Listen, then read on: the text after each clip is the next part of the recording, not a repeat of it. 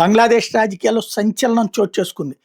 బంగ్లాదేశ్ అధ్యక్షుడు మహమ్మద్ షహాబుద్దీన్ తాజా వ్యాఖ్యలు ఎంత దుర్మార్గంగా తయారైంది ఆ దేశంలో మొన్నటి పరిస్థితి అనేది తేలుతుంది. తాత్కాలిక పరిపాలన ప్రధాన సలహాదారు మహమ్మద్ యూనస్ అధ్యక్షుడి అధికారాలను పక్కన పెట్టాడట. అధ్యక్షుని పదవి నుంచి తొలగించే కుట్ర చేశాడట. అంతేకాకుండా విదేశీ పర్యటనకు అనుమతి ఇవ్వకుండా 2 సార్లు అడ్డుకున్నాడట. అమెరికా బంగ్లాదేశ్ ట్రేడ్ ఒప్పందం వంటి కీలక విషయాలు కూడా తనకు తెలియకుండా నిర్వహించాడట. యూనస్ ప్రభుత్వం రాజ్యాంగ ప్రక్రియను పక్కన పెట్టి విదేశీ పర్యటనలు కీలక నిర్ణయాల మీద తనను పూర్తిగా డార్క్లో ఉంచేశారని చెప్పుకొచ్చారు. 2024 అక్టోబర్లో జరిగిన ఉద్రిక్త సంఘటనలు కూడా షాబుద్దీన్ గుర్తు చేసుకున్నాడు. ఆ టైంలో ఒక గుంపు అధ్యక్ష భవన్ చుట్టుముట్టి నన్ను తొలగించాలని డిమాండ్ చేసింది.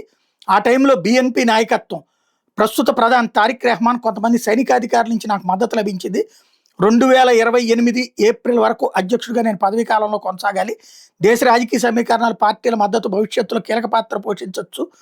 కానీ ఇంత దుర్మార్గం చేసినోడు మాత్రం, ఎందుకంటే ఇప్పుడు యూనస్ అక్కడ తను అధ్యక్షుడు అవ్వాలనుకుంటున్నటువంటి దశలో ఈ వివరాలు చెప్పుకొచ్చాడు ఈయన.